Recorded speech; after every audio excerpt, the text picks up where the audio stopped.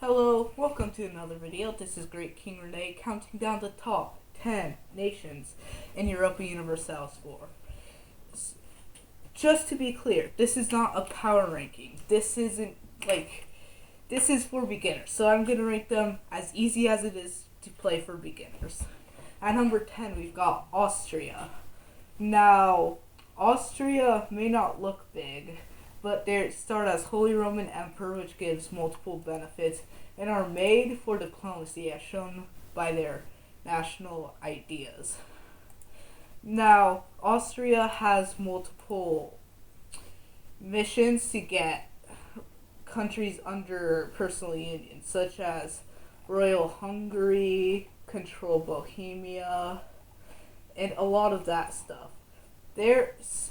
Which makes them a formidable threat. Why they are not ranked higher on the list is due to some difficulty with the Reformation. At number 9, we have Poland.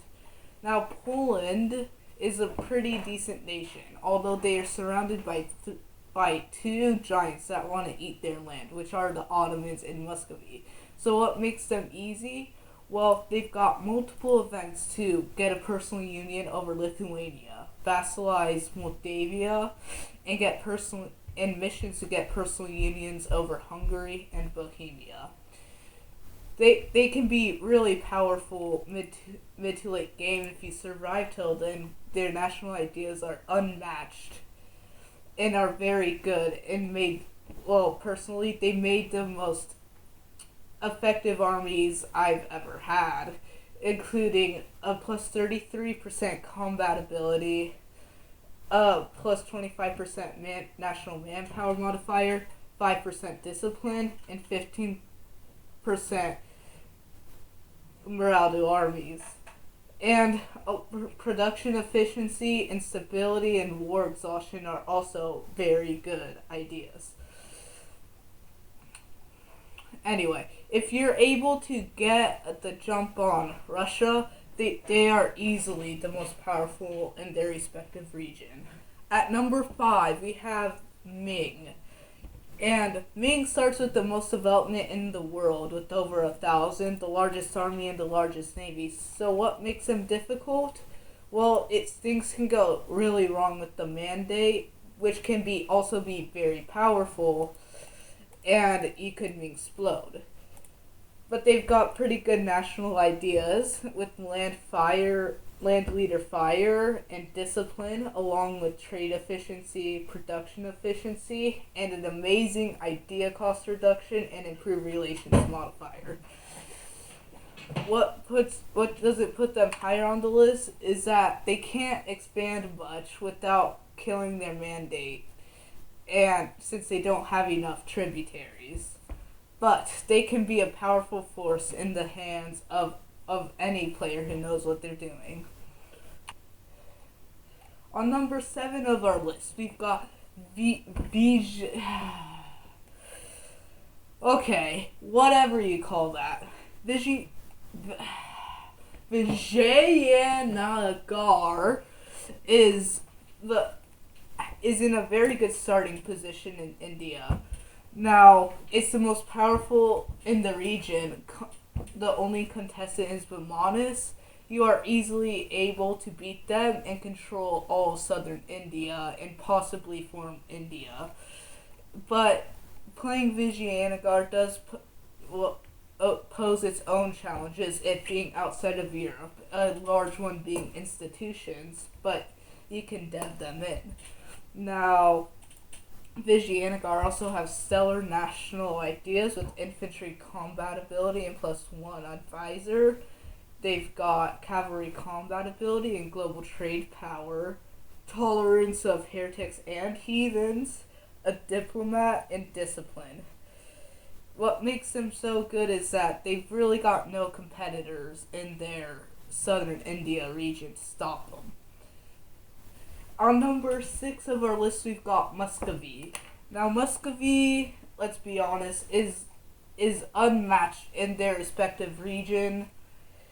They've only got one competitor, which is the Polish-Lithuanian Commonwealth, and they could wipe out and form Russia easily, obtain and if you're an Ironman, you can obtain the Relentless Push East, and all belongs to Mother Russia achievements. It's really not that difficult. Oh, they also have the best religion in debatably the best religion in the game with all these icons. They've also, what am I saying? They also got really interesting things which are very useful in the game, and it's not very difficult to play as them. Your big rival will be Poland, Lithuania, and the Ottomans, but they're not too difficult to beat. On number 5 of our list is Castile. Now, Castile is a very powerful nation at the start, with powerful events that give them personal unions over Aragon, a mission that gives them a personal unions over Portugal and England. They're also pretty good. They're all you can also play on the defensive as them and just colonize, which is very easy to do, and you don't really have to get involved in any European affairs, which makes them easy since they almost no one attacks them. They've got very good national ideas, starting out with the Morale of Armies modifier, which makes your armies best by far, playing against any nation. And they've also got institution spread, yearly army tradition decay, good religious ideas, production efficiency, and monthly autonomy change. And then at the end you get a huge plus 25 global settler increase. And Diplo reputation is not to be overlooked either. They, along with their powerful events and an ability to stay out of European affairs, that puts them fairly high on our list. At number 4, we've got Portugal. Now, it was tough deciding which to put on top, Portugal or Castile, but I chose Portugal due to the fact that they can just ally Castile and are completely isolated from the rest of Europe.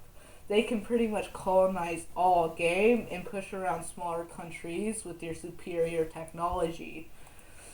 They've got very good national ideas for colonizing, including plus 25% colonial range, that's produced modifier, and a decent naval thing. You get global trade and global settler increase, and a merchant.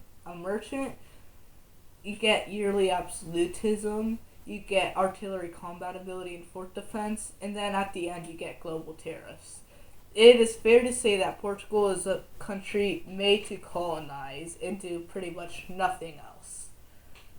And their economy is highly based on trade, which isn't very difficult to direct to your home node in Seville. On number 3, we've got France, and possibly the most powerful nation at the start date. France has multiple vassals, so you don't have to do much fighting, a favorable position against England, and events to get personal unions over Milan and Naples, along with a mission to personally unionize Spain. It's very powerful and can stand up to almost anybody it comes against, including England, Castile, Austria, etc. They are very good, starting out with 2 amazing generals, and might go to war with England pretty soon. You get a full experience of the game as France, including how vassals work and colonization if you so choose. It is fair to say that France is one of the easiest nations to play in Europa Universalis. On number 2 of our list, we've got England. Now, the top 2 are literally just the people we don't like of our games, and it's a real pain to fight them later on. For England, they don't have a good starting position, having a ticking disaster, along with almost imminent war with France. How should I put this? They are very good after that and can isolate themselves out of Europe, take over Scotland from Great Britain and just sit there the rest of the game, or they've got missions to personally unionize France early game. It would, along with the surrender of main event, which if you win the war can substantially boost your power. It is fair to say that England is one of the most annoying nations to play against and fun nations to play as. At number 1, we finally have the Ottoman Empire.